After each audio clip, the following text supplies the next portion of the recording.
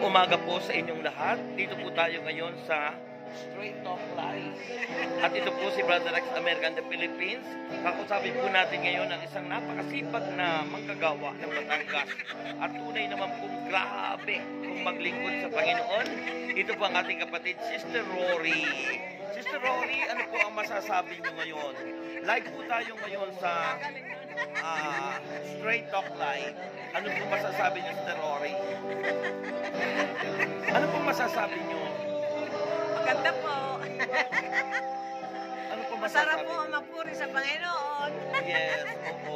Kamusta po ang paglilingkod niyo? Okay naman po. Maraming biyaya. Nai-enjoy niyo po ba? Oo naman. Wala pong katumbas Ayun. ang kaligayahan. Yes, Hindi, opo. walang hirap. Oo. Kaya nga po hindi halata yung inyong edad, para po ang edad niyo po mga 58 pa Ay, lang. ako po 77 na ngayon, Tingnan mo, September 77 na pala. 15. Yan, tingin ko sa iyo para mga 58 pa lang po. Sister Rory. Imbita ko sa birthday ko. Wala lang handa. Ano naman pong masasabi niyo tungkol po sa inyong paglilingkod sa chapter niyo diyan sa Limery ba yun? Lemery po. Oo. Kumusta po? Okay po naman. Kaya Oo. lang, ang amin po ay 2 times a month lang. 2 times a month na lang. Oho. Ay, paano yung ibang week? Ay, sa Matinggain po. Ay, Sa see. Lem. Oo. Yun po ang sa Matinggain. Bakit ang kaganon? Ay, dihan nabligahin nag-pandemic. Ay, hindi naman, wala ng pandemic ngayon. Iwan ko kung anong plano ng Lord kung magwi-weekly. Oo. Kasi malapit nang bumalik si Lord, paano kung walang gawain tapos biglang dumating ang Panginoon, paano yun? Makahanda po naman. O yun, dapat po ituloy na weekly. Weekly. Ay, kung Kasi ano alam pong niyo plano po, ng Lord, kung ano pong plano. Kasi kung hindi weekly yun, ay yung mga tao ay nadidrain, kung sa parang natutuyot. At saka po, hinahanap nila at Oo. nawawala ang attender dahil naliligaw na ho sila. Yung kasi ang kalakasan ng mga tao, yung gawain. Ay, hindi ko po alam kung ano ang plano ng Diyos. Kung weekly, ay di okay lang po. Ayun. Ay, kumusta naman po yung pananampalataya nyo ngayon? Sa akin, After ng pandemic, sa akin po, hindi ako nabitaw. Basta ang Lord hindi po nabitaw. lagi. Basta ako po sa Lord. Yung business nyo po, kumusta po?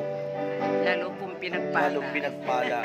Sabi nyo, mayroon kayo ngayong bagong piggery. Opo. Oo.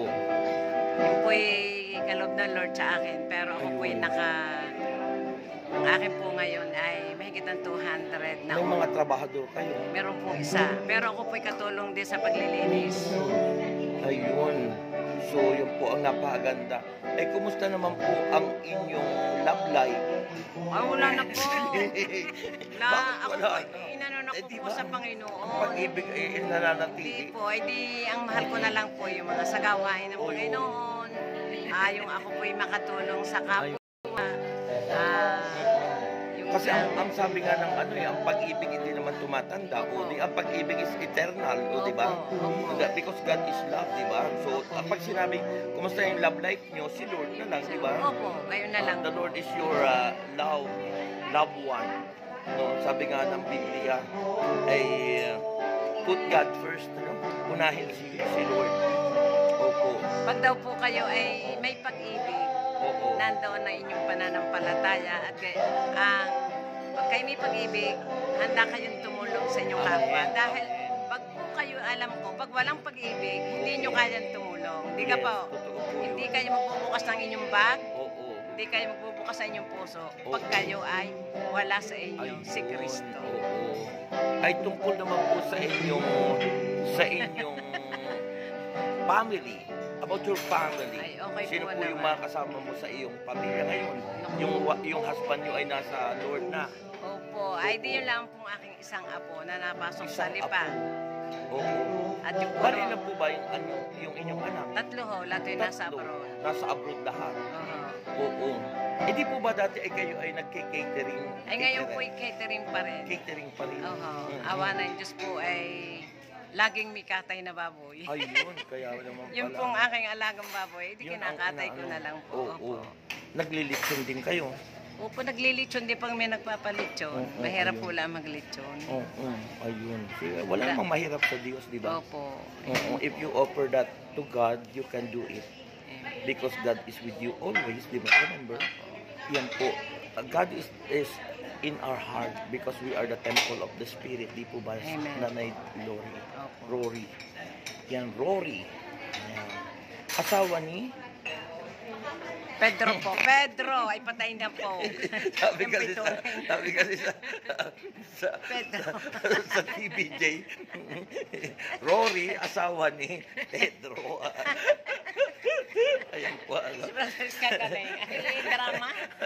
Ay, alam mo, hindi sagutin. Ay, drama. Kailangan po kasi lagi tayong masaya kasi para Amen hindi po. po tayo tumanda. Amen po. So mula po rito sa Batangas, dito po sa lugar na ito ng Lemery, ito po si Brother X America, which is the Rory, reporting here in Straight Talk Live. May God bless you and more power. Please like and share this channel and also please subscribe. Thank you, Amen. Lord. I love you. With the love Of the Lord. Lord. Amen po. Ayan, nakisang ko na po. Bye-bye. Bye-bye po.